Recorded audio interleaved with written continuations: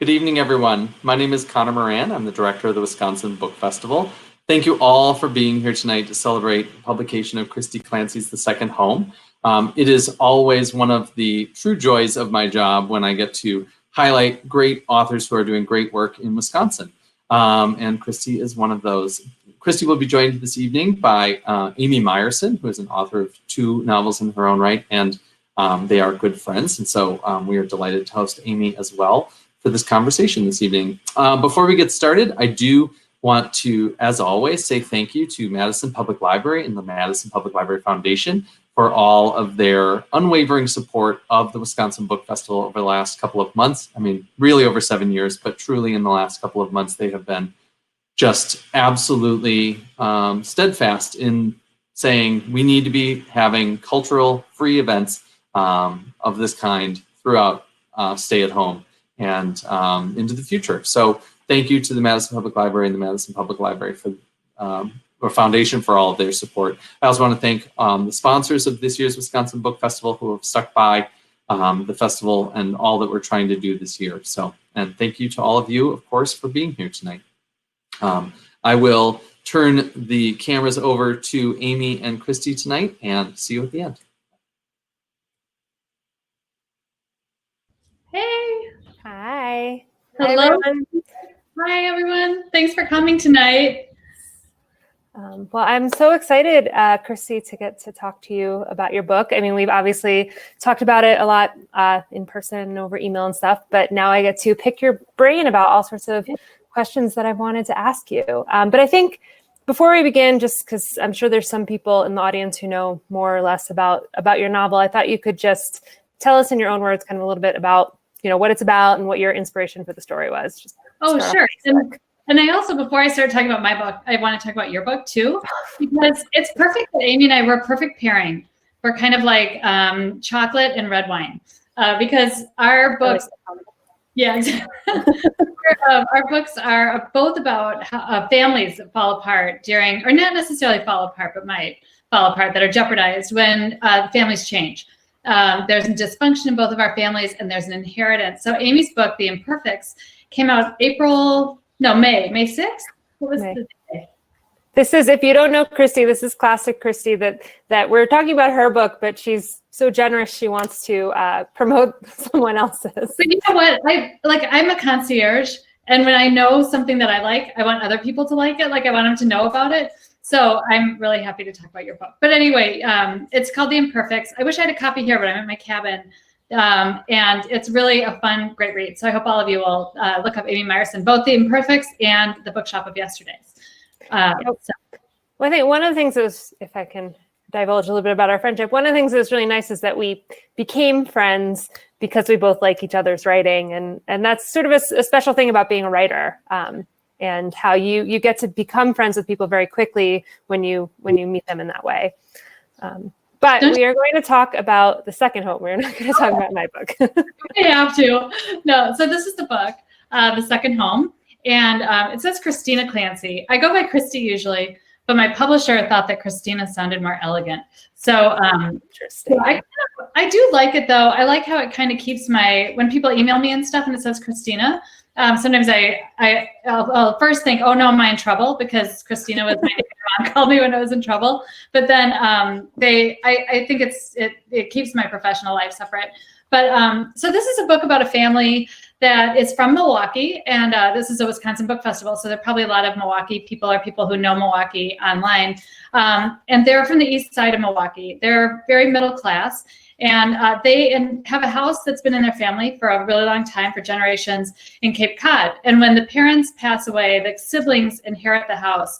But one of the relationships is a little bit tricky because one of the siblings had been adopted when he was a late teenager, and then something happened and he became estranged. So when the parents die, he re-enters the scene and he inherits and they have to figure out who gets the house and what's going to happen. So it's a family in crisis, and you're not quite sure the whole time. And I wasn't sure as I was writing what was going to happen, who was going to get the house. How you can't cut a house into 3 pieces. So that's what the book is about. Oh, so you didn't know before how you wanted things to work out. I didn't, they say that you're either a planner or a pantser, which I'm sure, or a plotter or a pantser. Yeah, I'm sure you've heard that, but I'm definitely a pantser. Like I fly by the seat of my pants as I write. Although to say fly is kind of a misnomer because it took me a really long time to work on this book. But I like that time, like right before I go to sleep or first thing when I wake up, when I can just think a little bit about the book and the plot and think about how the characters might resolve things, and then kind of sit down and write. And then sometimes even then it'll surprise me what happens. But the surprise element is really a fun part of writing for me. Yeah, I agree with that. I remember one of the best lessons I learned in grad school about writing was my professor said, just anytime you want to leave a room, just try staying there for 1 minute longer, and just see what happens. And yeah, I mean, that's when it's so amazing how characters become really their own people on the page and through writing them in scene. And I do want to ask you some questions about your characters, but to me, one of the things that I just love about your writing, and as you obviously know, I just recently read your second book, which is it going to be called The Shoulder Season? Good, yeah. So far, they said that we can keep the title Shoulder Season.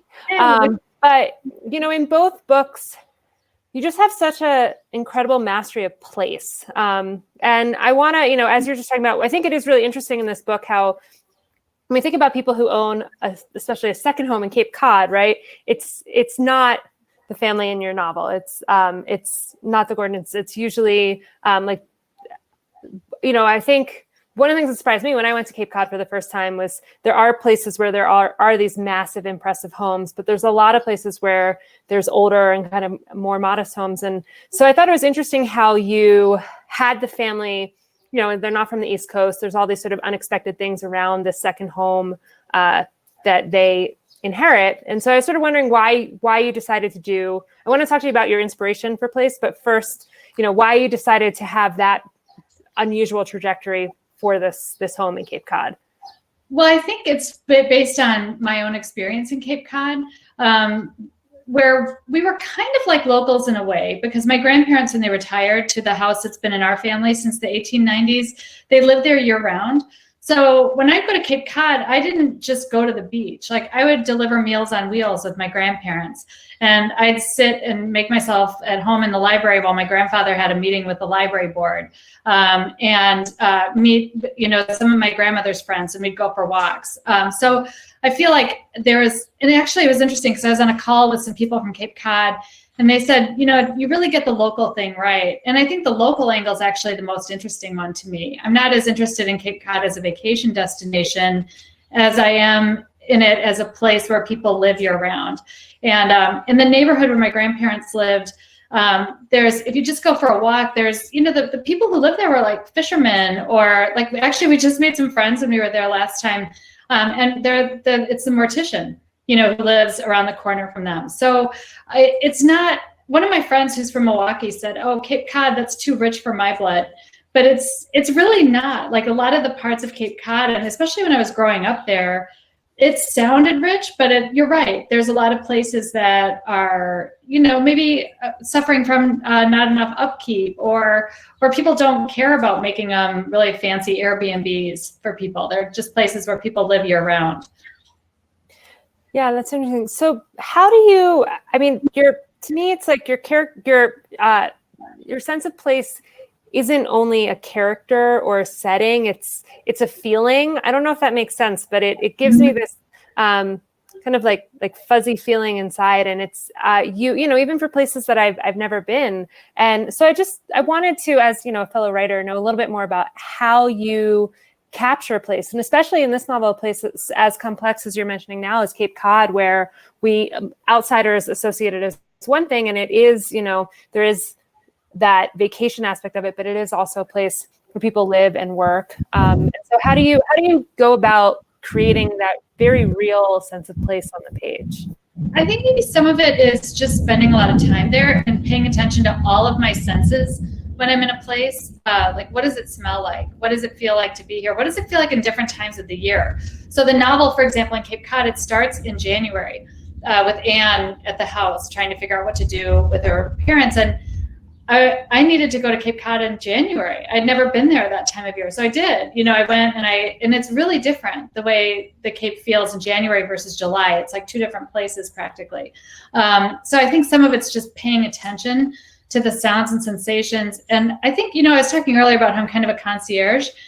I think especially as I was working on the second draft of the book, like once I had the story figured out, I kind of saw my job as like a tour guide for readers.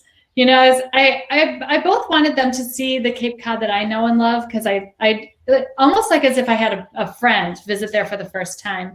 But then also Milwaukee, I think so few readers, especially on the East Coast, have any idea what Milwaukee is like. And I really wanted them to realize I'm so proud of Milwaukee. I'm proud that I'm from there, and it's such a special city. And I wanted them to get a sense of what it's like to be on the east side, and it's be near the lake, and that the lake is gorgeous, and that people surf in Lake Michigan, and so I really wanted to kind of make that really I wanted to kind of, I don't want to say redeem Milwaukee, but I wanted to make people respect it more, because I've spent a lot of time in my life going to other places and having people minimize Milwaukee to like Cheese Curds, the Packers, or Laverne and Shirley. There's just so much more to the city than that. So maybe that's part of how the place comes on the page, is because I'm so intent on making my reader aware of what these places are like, and assuming that they don't know what they're like. Yeah, well, your love of the place certainly comes through very, very strongly. So one of the things that I thought was really interesting with the dichotomy between Milwaukee and Cape Cod, and I don't think I'm spoiling anything here, but when the parents' car crash happens between the two. That's interesting. Yeah. And I thought that was so symbolic. So I was wondering, why the decision behind that? If there was something about this sort of in-between space between these places, or... No, but I love that you brought that up, because Toledo, and it really, you find this out in the prologue, so don't worry. Right, so I didn't think I was spoiling anything. But you might not know it's Toledo in the first chapter, but that is kind of like a halfway between Milwaukee and Cape Cod, and I never thought of that.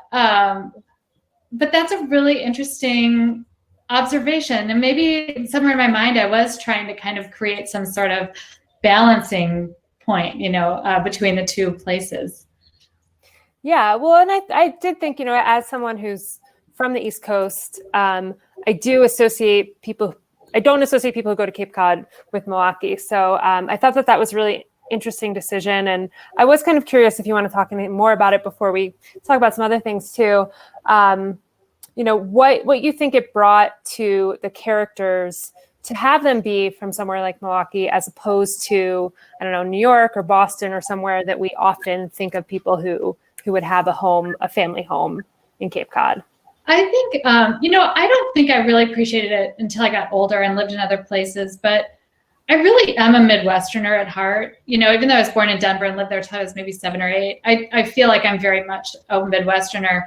And it's really interesting, because when I talk about the decisions that the characters make in the book, I think people from the East Coast sometimes don't understand, because they're so much more direct. People on the East Coast will just say what's on their mind. And I think in some ways I needed the characters to be from the Midwest, because that's part of their decision-making process, and also how they communicate, is to not necessarily be upfront about how they're thinking or feeling about things. So I think, to me, it makes perfect sense that characters from this place where everyone's, nice and, oh, geez, but they don't necessarily always get into it. They don't confront each other a lot. So I think maybe that's part of why I wanted them to be from Milwaukee. I just think people, like the people I know from Milwaukee, also are just super interesting. So it's that whole east side of Milwaukee near the university. Everyone's so educated, and they're generally like free thinkers, and it's a great place for the Gordons to be from, and for readers to get to know people like that. I'm sure people like the Gordons, but.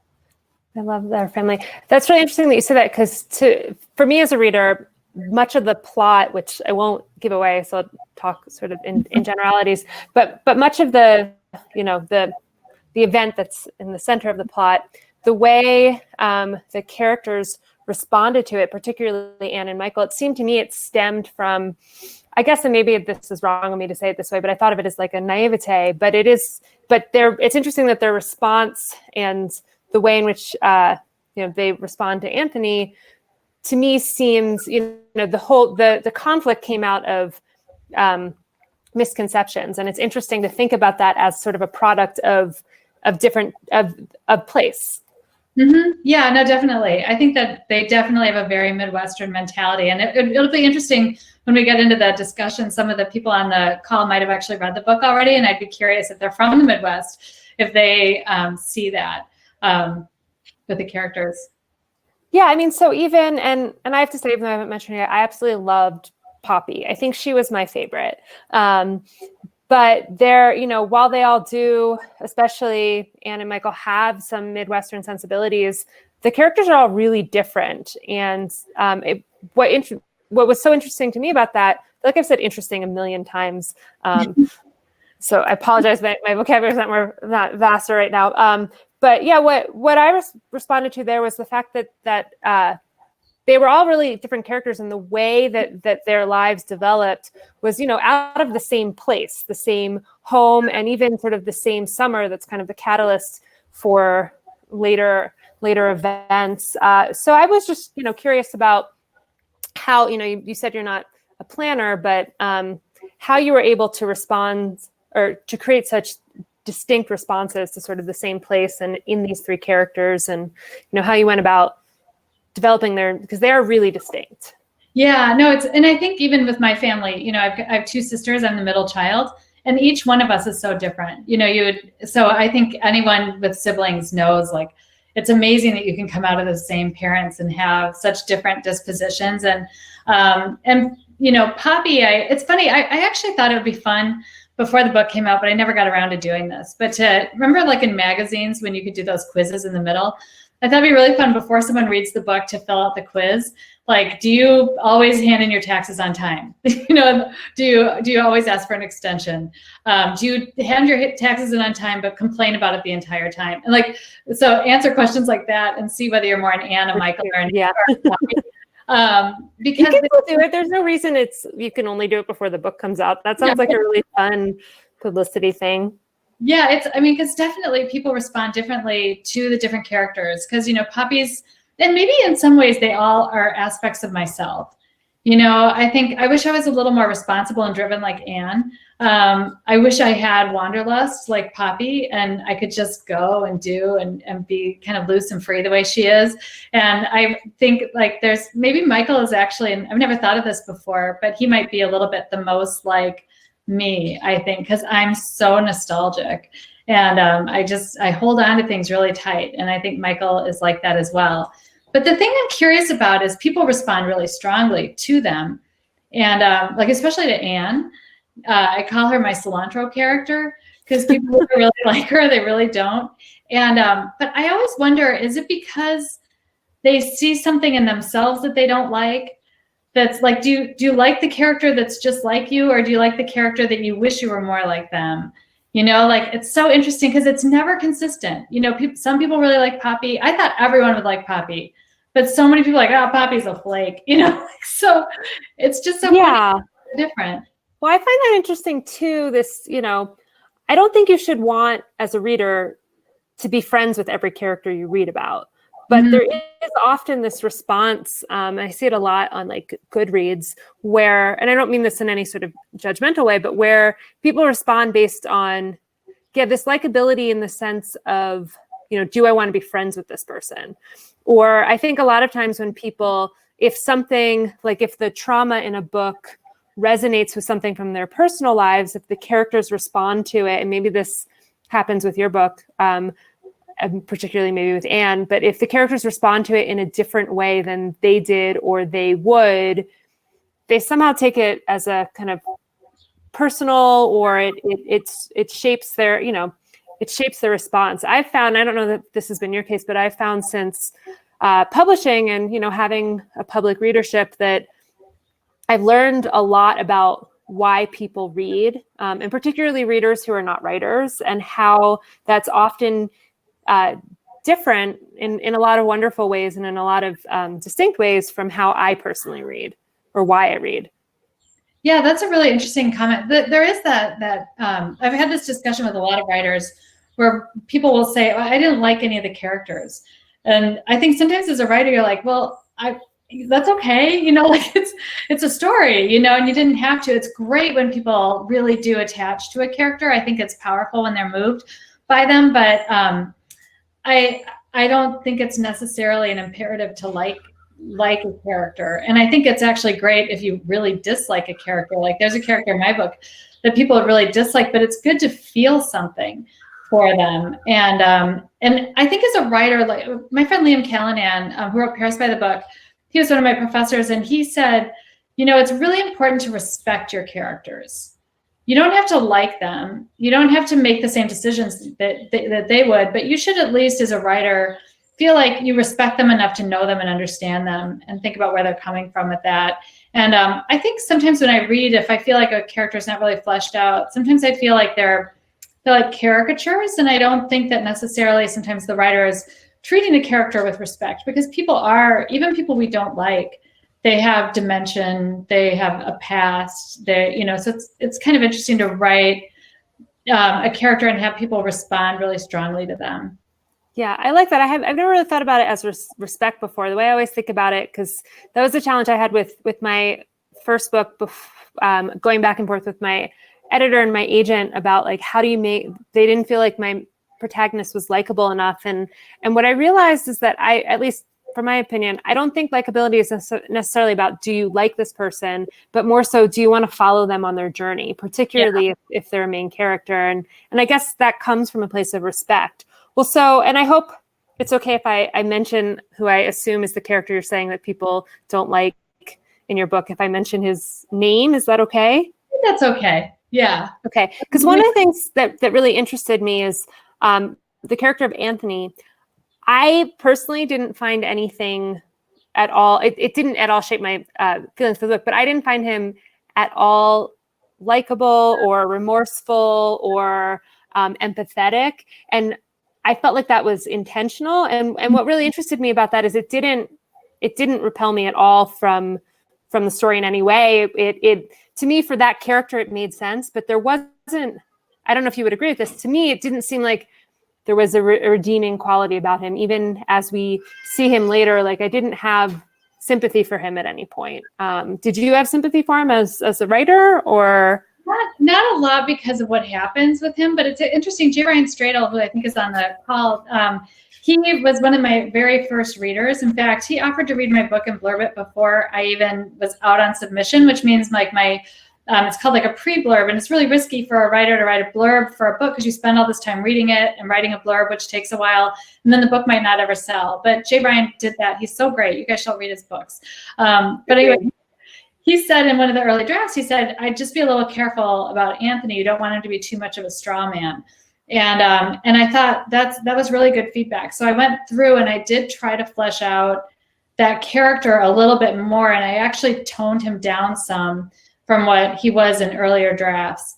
I definitely felt like I understood, particularly later in the book, his motivation. So he definitely was not a straw man at all, but I just found it interesting because, you know, I feel like a lot of times the villains end up being the most like endearing characters in stories, and he wasn't here, and he shouldn't have been. And I do think that was a bold move, and I think it worked out really well in this instance. But what was it like for you, as one of the like kindest and most generous people I know to inhabit a character like that? Because one of the other things that really impressed me surrounding his character is you were on the page totally unflinching in terms of his actions, and you didn't shy away in a way that a lesser writer may have. So what was it? I mean, what was it like to inhabit that space? Yeah, well, I don't want to give too much away because it is kind of an explicit scene, like something that happens, and it is unflinching. And I felt like that's the one thing when people are like, oh, I'm going to give my book to my mother-in-law or whatever, I'm like, oh, there's like one really disturbing scene. But I do feel that it's really important for that scene to be written with care. And you guys, if you haven't read it yet, it's fine. When you get there, you'll know what we're talking about.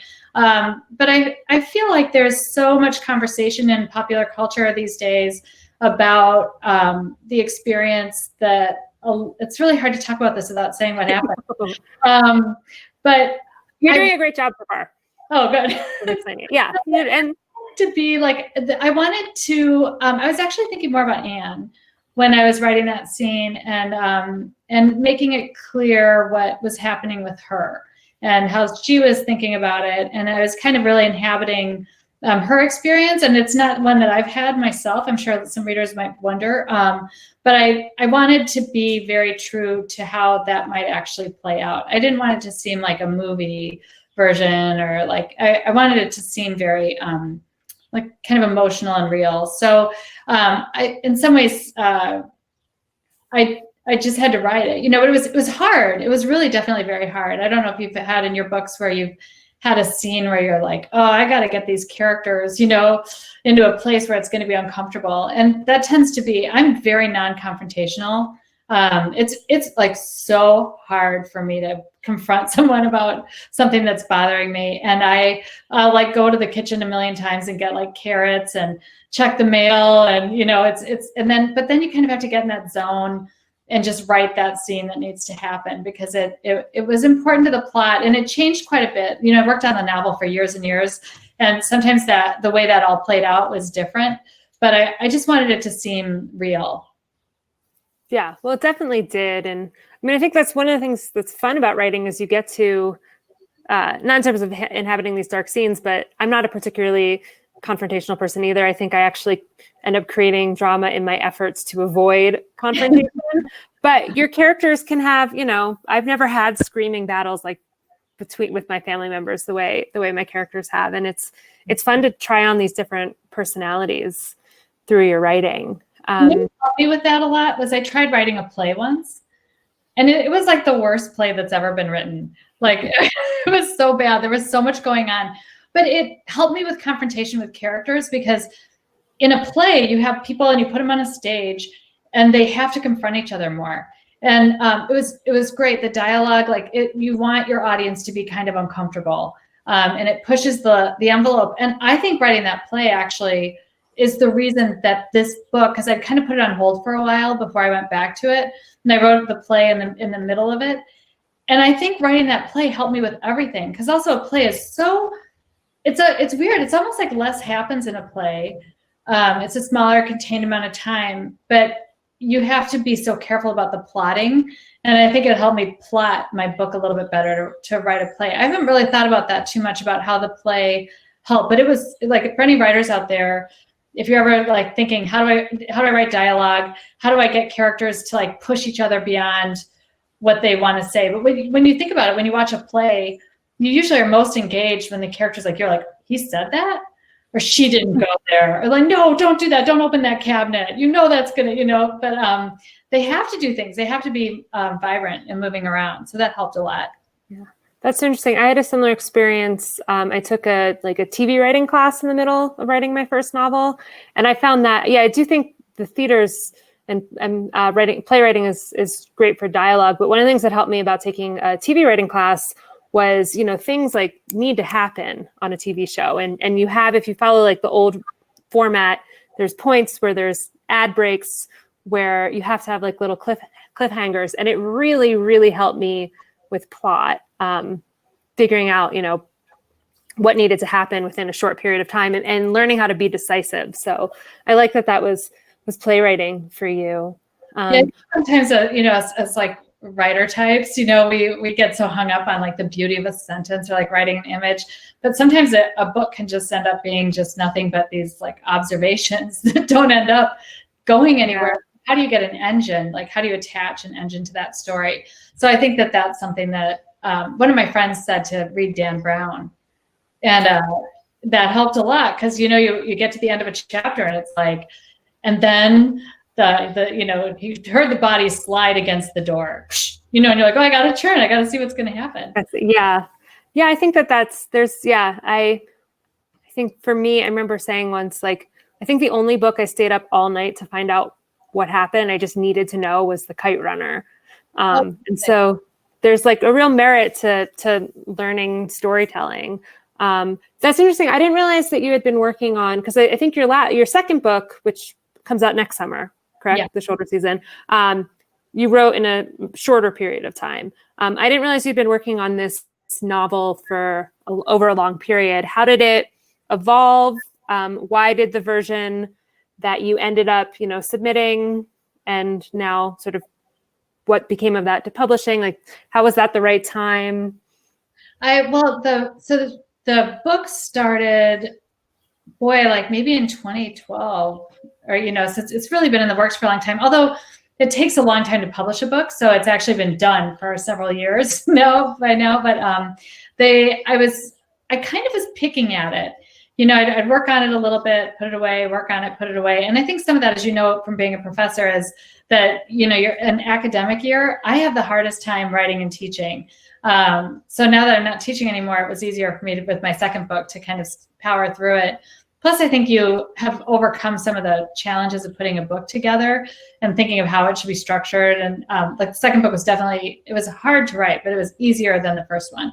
Because every time, when you write a book and you pick at it, you put it away and then you just open the files again, and you have to refamiliarize with the tone, the mood of the story, the characters, the plot. Sometimes I'd even forget the plot. I'm like, wait, what happened in the middle? It's like a big pretzel. And I'm actually in that stage right now. I'm thinking about my third book, and I've been actually trying to find the files from a book that I've been working on also before this one, because I thought maybe there's something I can redeem in there. Because the story is still stuck in my head. And I can't even remember what I called the document, to find it, because I have like a million documents on my laptop. So yesterday I spent the day trying to find it. And but anyway, so I'd pick at it. And I've said this before, so I don't mean to sound redundant, but this is actually just great writing advice that I found for myself, is that when you work on a novel, the first draft is really for you, so that you can figure out the characters. And then when you revise the draft and you have your story, then that's for the reader. So then you can kind of clean up. You can look at a paragraph and say, I put this here so I would know what her motivations were, but this would be clear to the reader, so I can get rid of this. And also, I think it's hard in the second draft to have that balance where you give the reader some power also. You don't have to tell them everything. You kind of want to create some mystique. And that's hard for me because I'm an over-explainer. Yeah, well, that's why you have editors. I generally tend to defer, especially with cutting, to my editor when she takes stuff out, even when I'm when it's a darling. But part of, I guess, one of the benefits of over-explaining is that when, through that collaborative process of publishing a book, you give your editor, more stuff to work with. Amy, I can't see you on the screen. Are other people able to see? Oh, no. Can you see me? Yeah. Can you not see me anymore? It looks like an icon. Let's see. I'm switching over. I'm switching. 1 second. No, it's fine. Everyone can see you, Amy. It's good. Oh, they can. Oh, let me. Yeah. Okay. I'll go back to this then. Okay, good. I was just about to switch over to my hotspot. So can people hear me and see me now? Yep. Okay. Yeah, we're good. Okay, good. Okay. I don't know about you, but doing these Zoom things, I've had so many issues, or I guess this one isn't Zoom, but these online events, I've had so many issues with the internet kicking out and stuff like that. And it's always a bummer because it's right when you're about to say something. Yeah. What's so nice though is readers are so great. I think by now everyone's kind of used to this format, and they give you a lot of leeway. Yeah. I've had, one of my friends, a bookseller, Daniel Golden in Milwaukee at Boswell Books. I was talking about my release day, during a pandemic with a social media blackout, and he's like, you're going to have really good release stories. And I'm like, that's true. Not that many people can say they launched a book during a pandemic. And so. Yeah, well, that was actually one question. So I'm going to try to ask you two really quick questions, and then I want to do a lightning round before we get to other people's questions. But that was one question I wanted to ask you. I feel like there's been a lot of focus, and maybe in conversations we've had with other writer friends, about everything that's sort of lost by releasing your book now, right? The potential of sales and in-person events. But I'm just curious to flip it. If there's anything you've seen as maybe a benefit, or perhaps a silver lining is a better word, of publishing right now? Like there's some unexpected joy you've gotten out of doing this during the pandemic.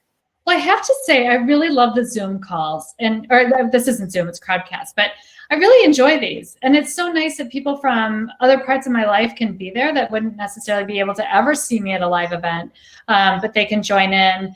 And each one seems a little bit different, so that's great. I also think that people are reading now more.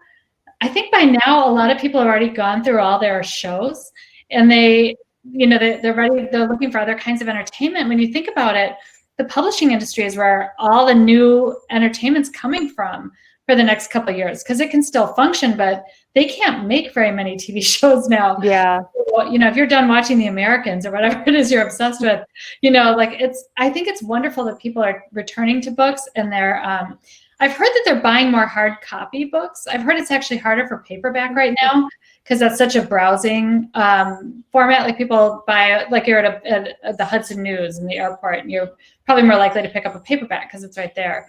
So that's kind of a bummer that for paperback, but for my book being hard copy, that's good. And I don't know. I mean, I think it's interesting. One thing that I value about this time that makes me think about it more is it's hard for publishing. The whole supply chain is challenged. So as writers, we kind of get to know how everything works together and like how that supply chain fits. And I see people at my press, like they had layoffs like shortly before my book came out. And so I think it makes me more aware of the fact that like making a book takes so much time from so many people and so much effort and so many materials and so much talent that it reinforces for me that it's okay to buy a book. If a book's going to keep you happy for, 2 days or whatever, it's cheaper than a spin class, So it just makes me appreciate that kind of like value that you get from a book. Yeah, I agree with that. I know I think that the price point on hardcovers are hard for a lot of people, but when you actually think about the amount of time that you have to enjoy a book while reading it, it's actually pretty like per hour, a pretty efficient way of spending your money. Well, I just wanted to ask you one more question about the book before we do a fun little lightning round. And, one of the things for me as a reader, and maybe it's just because like I like to see cautionary tales everywhere, but I did really see, the time between events in youth and adulthood and what happens with the home and the way in which there's misunderstandings and miscommunications in the novel. I did really see this as a cautionary tale in a lot of ways. And I love cautionary tales in the way that they force you to reflect not just on the story, but on anything kind of in your own life.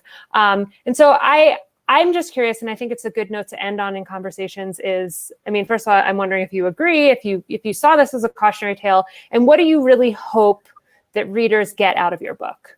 I think it actually is a cautionary tale. And I think it's one that really, I think the big takeaway from the book is it kind of, you kind of write about what you're anxious about. And I think maybe part of what I was anxious about is this cancel culture that we live on, where people just cancel each other out with the slightest thing that someone might do. And I think it's a caution to not do that. You miss out on years and years with people. So I think, to stay in touch, to not just write people off, to try to understand their motivations, to communicate better. And, I think that might be a really good, takeaway from the book. And also I think that it's so important, I think, with your family, like whatever kind of family you're in, if you have a functional family that's good for you, I think it's really important to work to make your family stay together, because people these days end up all over the country, and it's so important. I get so much joy from the people in my family, my cousins and my aunt, my uncle. Like I love being in touch with them, and I just like, I don't know, I like keeping everyone together and keeping everyone grounded. And I think a house for our family was the place. Like not every family has a center that everything kind of twirls around. But for us, that's what the house was. So I think that's the takeaway. Yeah. I love that about, I thought about it, but I hadn't really, before you just said, I thought about the fact that because there's so much time between the two different time periods in the book, you really get to see just how many years are lost over, miscommunications. And I know that's certainly a theme I've been interested in my own work too. And it's something that's very real. And it's hard to recognize how much time you've wasted with people you love, in terms of estrangements or cutting people out until afterwards. So. And it's funny, it happens in my second book too, but it's even a longer period of time where some of the characters are estranged. So it's maybe that's something that I think about a lot. Yes. So. Well, I do feel bad for everyone in the audience who has to wait until next summer to read your second book, The Shoulder Season, because I absolutely loved it. I keep finding, I forgot to tell you this, but there was a time where I was thinking of one of your characters, and I had which I think to me is the sign that a book really resonates with me. And I had sort of disassociated him with your book. I was just like, who was that person that, I don't want to give anything away. There's oh, right, that was the character from Christy's novel.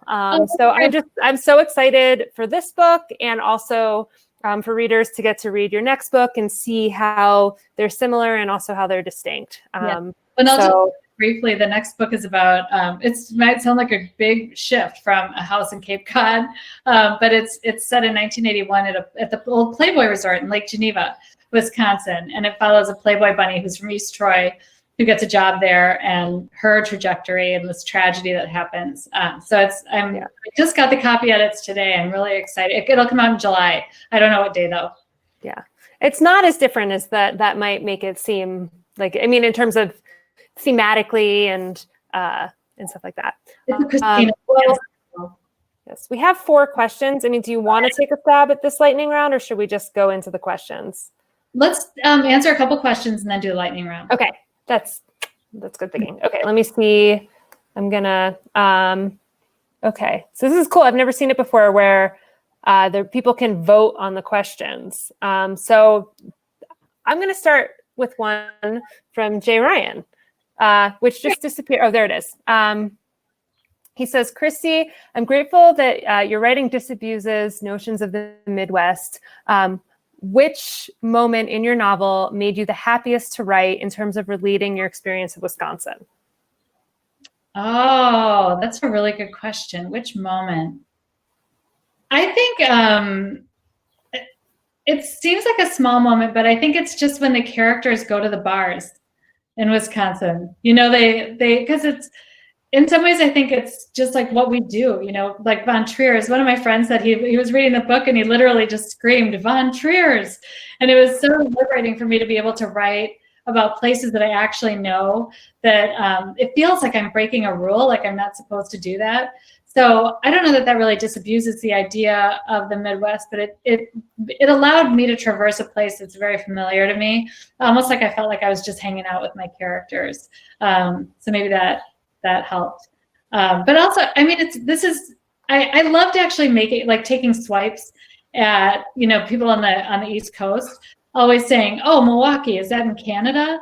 Or Minneapolis, they keep confusing Minneapolis and Milwaukee. So I think that was fun for me also to write, to just make readers aware, like, this is what us Midwesterners have to deal with people who think we're flyover country all the time.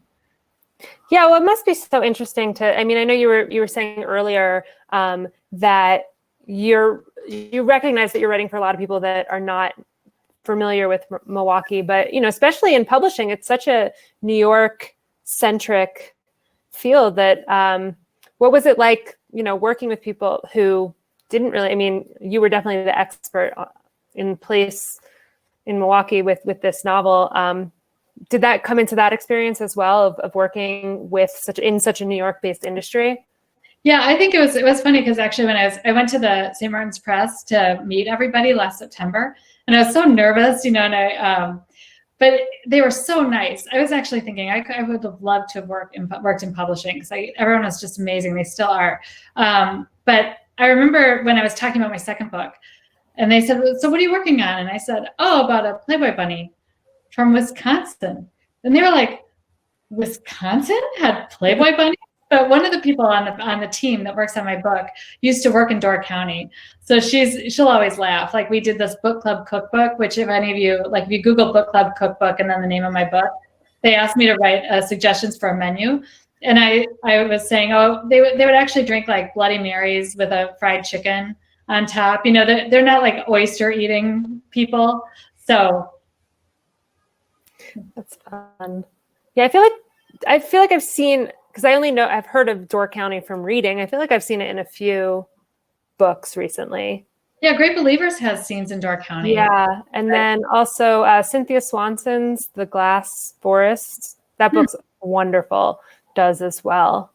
Okay, here's another question. This one got 2 votes. Says, everyone has a favorite summer vacation place. I never had a summer home in my family, but we always go to the same small town in Michigan. One of my 3 siblings, I'm the only one who still goes back every year. How does a family home or place pull some and not others?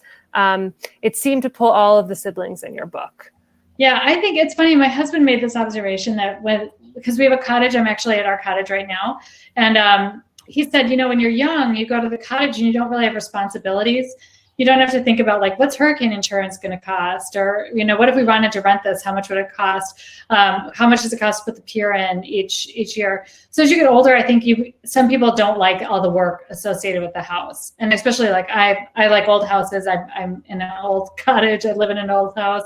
The house in the book is old. So those houses make some people tired, but other people just really enjoy them. And so I think depending on your feelings about those places, you know, it can draw you or not. But I think one reason that we're so attached to summer homes, whether it's ones we own or just places we've been, is because when we're there, we're free.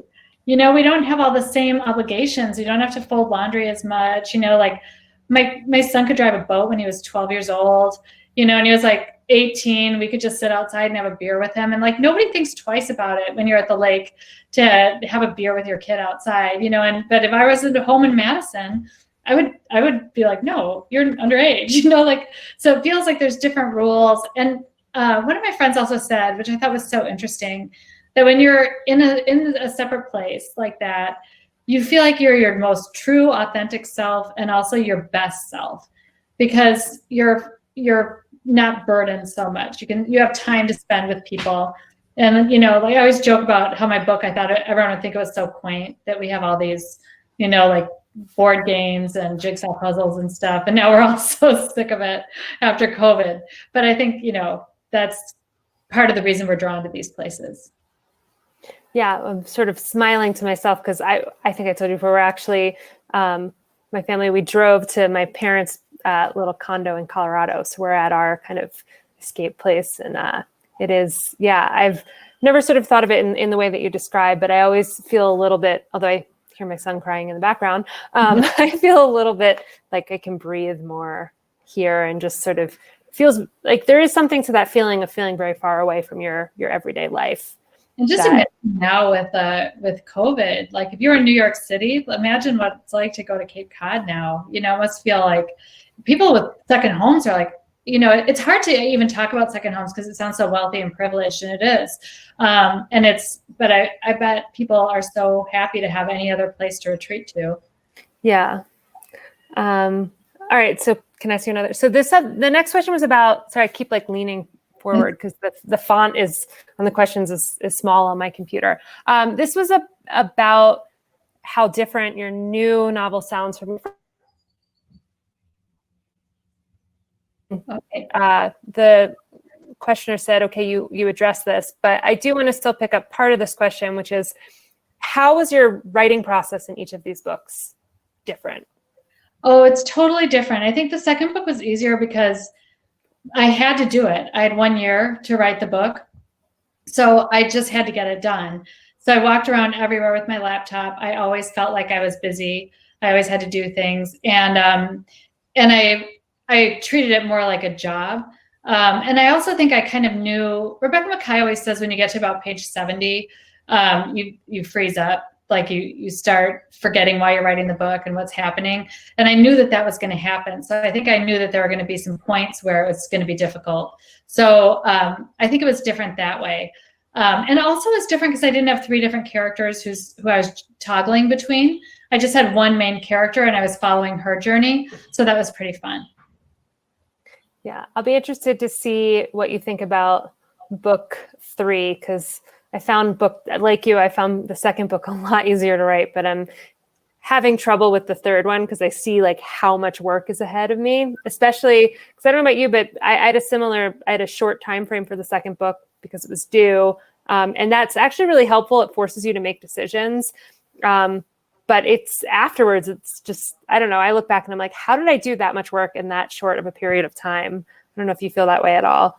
You know, today when I got my copy edits, you guys should see the copy edits from a publisher. Like I just put a little sample on my Facebook page, but they're so thorough, and it was so weird because one of the things they have is like there's one whole page, or actually it's like 3 pages where they have the name of every single character and their background, like, and from the most minor character, like somebody sitting at a bar next to someone. So that's really interesting, and then they also have all the places. So it makes you feel like you've accomplished so much, like, wow, they pulled all this out of my document. Like, I did all this. I put this all in one place. And then when you pull it out separately, it's really fascinating to see. So, yeah, I don't know. Third book, I have ideas for it, but it's kind of nice to have this is like my sherbet right now, my palate cleanser. Yeah, well, it must be a unique situation to have just published your first book, but you're already like pretty much, I mean, you still have the copy edits and proofreading, but you're pretty much done the second one too. So yeah. I kind of want a high school marching band to come down the street to celebrate with me. Like, I cannot believe I did that, but it really kind of came together. Like, it was kind of a mess for a while. Actually, my cousin Wendy, who's on the call, she was really great. She was looking at some of the very early drafts. And then I was talking to my editor about it, and I said, I don't know what this book's about. And that's such an important question. And she said, maybe just simplify it and just follow one character. And before it was like Sense and Sensibility set in a Playboy bunny, or Playboy resort. It had so many threads. And it was so liberating. I was like, yes, these characters are gone. This whole storyline is gone. And I realized it wasn't serving the narrative at all. I could take it out and nothing like sagged because of it. So that was a really great learning experience. And I think I'll carry that into my next book, is to really ask yourself, like, do I need this plot? Do I need this storyline? Is it more complicated than it needs to be? Yeah, I find that like, it's like every draft is making the choice that, I don't mean obvious, like it's expected, but is obvious in that it's like so clearly once you hear it, the right decision, right? Yeah. But it takes a while to get there. It sure does, yeah. But I really feel good about this, though. Like, I know that I remember Daniel actually at Boswell too. He's like, "You're not going to be one of those book a year people, are you?" And I was like, "Well, I have a 2-book contract, and I was so happy with it, and I was actually so glad I had something to focus on during COVID because it was so depressing." But I wrote it, and I would never have written a book that fast if I didn't have the contract, and I'm really pleased with it. I don't know. It's hard to say which one I like better, but I mean, maybe because it's newer, I'm just really excited about it. Yeah, there is that. But I don't think you have to pick. They're both wonderful books. I'm really excited for people to read both of them. Yeah, so another question that came through is, what are you reading now? You said you like to be a concierge, so. Oh, I'm reading a lot, but nothing that's out yet. Or I guess some things are. Right now I'm in the middle of J. Ryan Stradl's draft, and I was just saying that I was sitting on my couch today just reading in the middle of the day, which feels so decadent. I feel like I must have this like East Coast Yankee work mentality where I'm like, I can't just sit on a couch, but I did, and I'm totally sucked into it. So I'm not sure when J. Ryan's next book comes out, but it's about supper clubs in the Midwest, so a lot of people will be able to relate to it. And if you've never read any books by J. Ryan Stradl, he's just a huge presence here. We had the best time when we did a live event with him here in East Troy last year. We like literally cried, and then we laughed, and then we danced at the end. It was great. So I'm reading his book. I just finished a book called Guncle by Stephen Rowley. And actually tomorrow night I'm facilitating a conversation with him with Chevaliers in Los Angeles. And his book, The Editor, just came out in softcover. Today, Tuesday? No, tomorrow it comes out. Okay.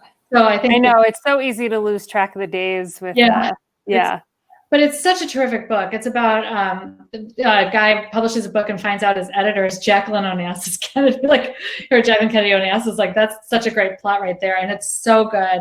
And he wrote a new book called Guncle about a gay uncle in Palm Springs who ends up taking care of his 2 kids. It's fantastic. That sounds fun. Yeah, and Julia Claiborne Johnson just wrote a book. She wrote Be Frank with Me, which some of you, my book club just actually read it. And she wrote another book that's set in a divorce ranch in the 1930s, where these women would go and they would have to stay for 6 weeks in order to be able to be considered residents of Nevada. And that was a blast. That comes out in January. And then Lauren Fox, who's in my writing group, she has a book called Send for Me, which is going to come out in February. And it's just gorgeous. If you haven't read any of Lauren's books, she's on a sentence level. Oh, she just takes your breath away. She is just a terrific writer. She wrote Still Life with Husband and Friends Like Us and Days of Awe. And then Send for Me is a little bit of a departure for her because it's a little bit more historical fiction, but it's just absolutely divine. So I put that on your list. And then on the 15th of July, I'm in conversation with Lily King, who wrote Euphoria, which I read when I was traveling, which is a perfect travel book if you're going on a trip, like anyone's going on a trip. And then her new book is Writers and Lovers, which is terrific. And they're both great. Yeah, so I have just mountainous. Oh, and also Rita Woods. She's on Facebook with me, and I met her at an event in Minneapolis, and she wrote a book called Remembrance. And I ordered it, and it just teases me. I have to finish all these other books, but it's sitting on my nightstand, and it looks so good. It's gotten great reviews, and she's so cool. She used to be a doctor, and she's like, I want to be her best friend. I want to hang out with her. I know with social media, especially with Instagram, because there's so many like bookstagrammers on there, it seems like everyone else is able to read a book in a day. And I find that I'm often now reading more books at the same time because I'm like, well, I should be able to get through all of these really quickly, but it takes me a little while I like to sit with a book and get to enjoy it at that sentence level in addition. Well, and I think a lot of people have this feeling like during COVID, like for a long time, it was just so hard to focus. Yeah. And then like choosing your reading is hard because like so many books right now are so important, but they're so heavy. And like if you're preoccupied thinking about that stuff, it can be kind of hard when you're reading. You might want something lighter. And that's like with my book, I think people think it's going to be really light. And some of it is, but it's also kind of heavier too. Yeah, I've seen, that was one question I was wondering in terms of, I feel like in a lot of ways it's pitched as a beach read, mostly because of the setting. And I think every book is a beach read because I feel like that's like, I want to read any book on the beach, but I'm sort of wondering how you felt about kind of being classified in that way, or if you think that, I think it was kind of unavoidable. It's definitely a book that I think you'd want to read in the summer because people are thinking about second homes in summer. And so I think also with the cover, it's a gorgeous cover. Like for those of you who haven't seen it, I had it up earlier, but if you just joined, like it's just such a pretty, evocative cover. So it kind of lends itself to kind of a beach read market. I mean, as a first-time writer, if people are looking for a beach read and they pick it up, like great, that's awesome, and I hope that they'll end up liking it. And I guess it's still kind of a beach read, but it is. But it's about, I feel like sometimes that makes it seem like, it's such a beautiful book. And there are some really weighty topics to it. And so I think sometimes, rightly or wrongly, the idea of a beach read gives a slightly different impression sometimes.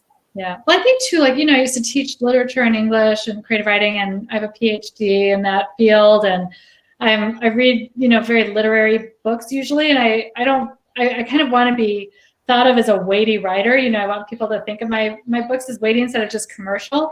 It's kind of weird how people bash Stephen King. He's a really good writer. I don't think just because a book has commercial appeal doesn't mean that it's a bad book or it's too light. It's weird how they're stigmatized in publishing.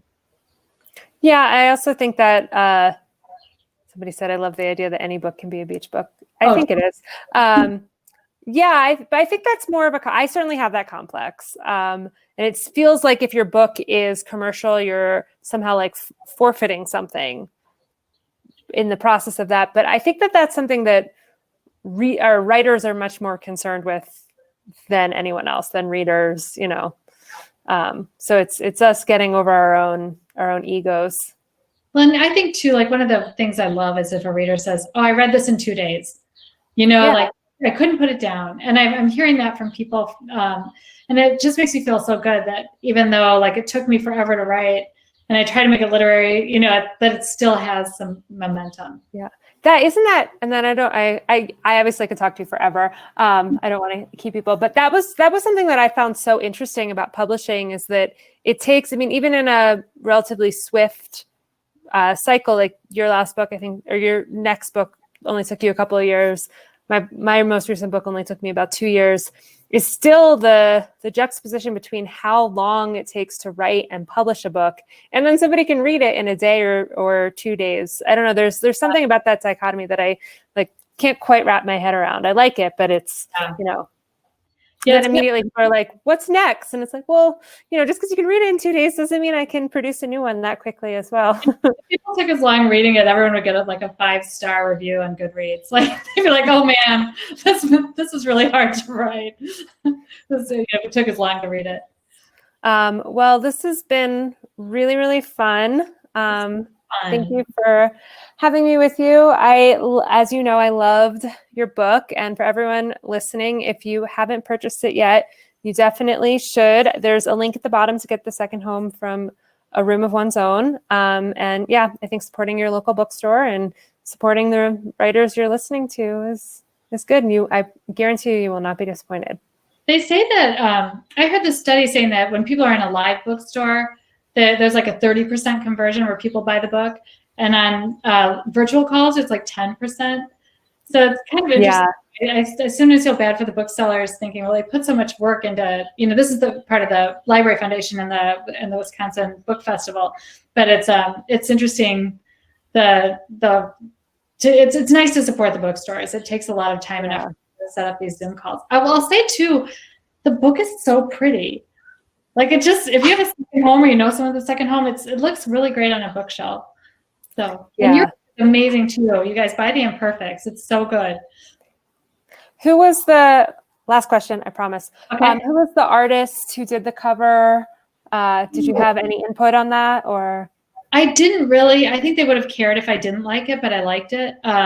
In fact, my editor I love my editor. She sent me an email and she said, when I saw it, I clutched my hand to my heart and I said, "Oh, well, we would have looked like if we were together, we would have looked like we were stating the Pledge of Allegiance," because I did the same thing, But it's Elizabeth Lemmy is the person who wrote it or who drew or painted the cover.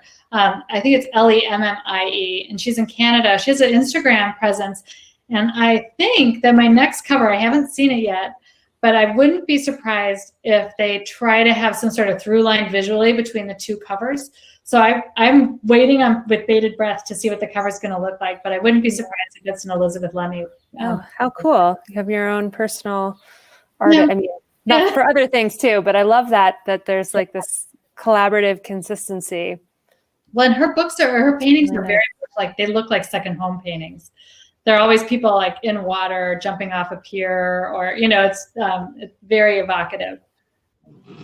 Yeah. Great. Well, it's a beautiful book, both inside and out. And yeah. Okay. Thank you. I think we're getting the sign. We have to stop talking. Yep, here I am. Amy, I just want to say thank you so much for moderating tonight's conversation and doing so from your second home and with your newborn. And Christy, thank you so much for this book. And as Christy said, part of all of these events is supporting the authors who wrote them and the bookstores that are selling them. So please do purchase your copy or get it from the library if you can't purchase it. We are doing curbside pickup. So we look forward to seeing you again. Our next event will be with Sarah Broom in conversation with Lisa Lucas from the National Book Foundation for the Yellow House. Thanks so much for coming. Thank you, everybody. See you all later. Have a good night. Thanks, Amy. Thanks, Thanks for having me. Thanks.